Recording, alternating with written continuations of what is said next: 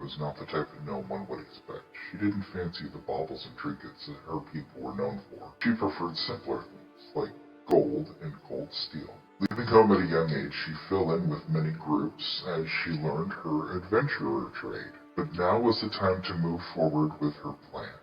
All of her life she dreamt of the open seas, and the loot that's out and about across the vast shores. She's seen trinkets and baubles and shining things all of her life. Her uncle was part of the Tinkerers Guild and often tried to guide her to the ways of the bauble, but her aptitude for bauble craft fell short, and so she turned to a life of crime. Her first job as a barmaid went as well as could be expected, having her fill of harassment. Her mind and fingers turned to revenge. Petty theft was what she excelled at. It's amazing how distracting a wink and a smile can be to drunk adventurers and pirates. She'd ply them with drink and overcharge them while stealing their spare coins. No one ever expects a coy, quiet, clumsy gnome to be a master pickpocket. Unfortunately, she became overzealous and was spotted.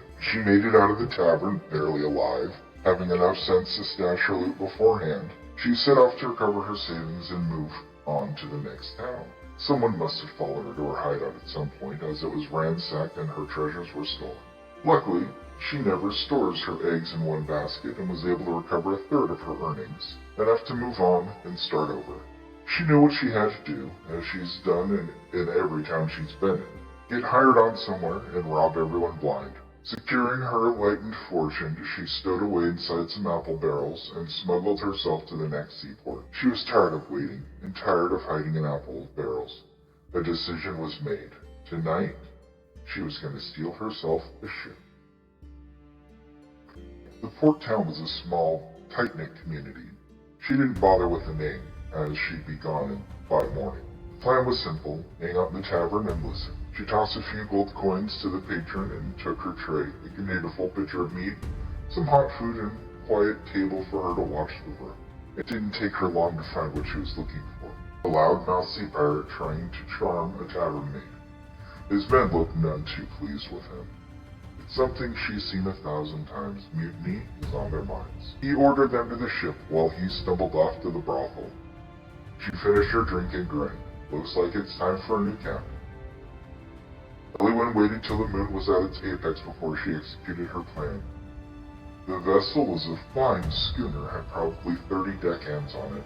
All were passed out, smelling of rum and sleeping soundly. She moved silently into the captain's quarters and came out banging 2 pots, rousing the slumbering crew. "Wake up, you good-for-nothing dragon dung," she shouted, kicking the closest person she could find. She knelt down and whispered into his ear. The color drained from his face, and he scrambled into the captain's quarters. "Raise the sails and anchors, we're pushing off," she said, and took the spot next to the sleeping navigator. She gave him a nudge with her sword. He was taken aback by the situation. "Where'd Captain go?" one said groggily, not too sure what was going on. She strolled over to the protester, grabbed his face with both hands, turning him to look into her eyes. "He's at a brothel with a handful of wenches while you sleep out here in the cold," she said coolly, but raised her voice at the end. "Are you going to take that sleeping? Who wants revenge?" Already crew members were sitting up from the uncomfortable ship deck, swearing and drawing swords menacing. The crewmate, whom she sent off, burst through the door leading to the captain's room. "The gold is gone," he said frantically. "It was next to the captain's bed. Now it's gone. He must have taken it on the shore with him. The bastard stole it." She chuckled. Her plan went off without a hitch. Already mutiny was on everybody's lips. Vows for the captain's head on a pike and walking the plank or keel-hauling the traitor. She hid the gold in a barrel when everyone was asleep, something she can just claim the captain did if they ever find it.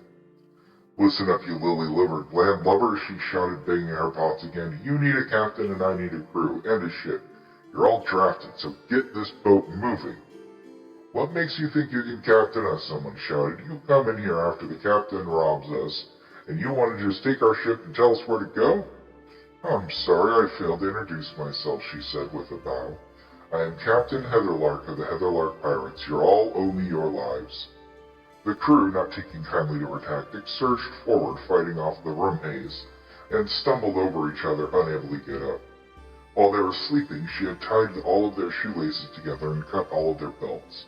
No one had actually stood up until then, and they were too hungover to fully stand. The men sleeping on the deck were a mass of tangled limbs, all shouting and arguing with each other. The rum didn't help the situation.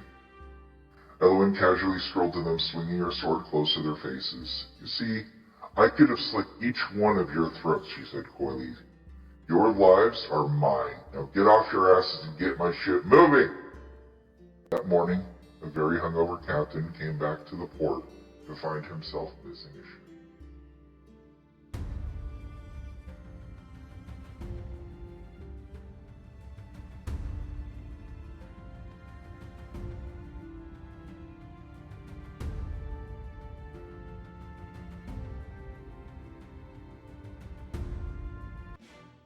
Thank you so much for watching Kaiju Kojin Paints.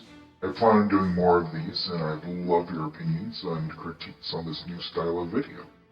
I don't feel good enough to teach how to paint like the channels I watch, Squidmar, Midwinter Minis, Good Goobertown, to name a few. So, to help pass the time, I thought why not tell the story of the figures while I paint them, since I come up with their stories in my head while I do it. A few things I'd like to point out with this miniature is I was unsure how to prime it. It says on the box you can paint directly on it. I found out you should wash it with soap and water, letting it dry before adding the paint. Plus, contrast paints will pull weird on the first coat. You need to have a decent base coat on it. I have a bag of these I'll be painting and reviewing, so once I figure out things better, I'll share. Please hit the like and subscribe button and notification bell if you want more kaiju action. Thanks, and remember to keep calm, wear a mask, and kaiju on.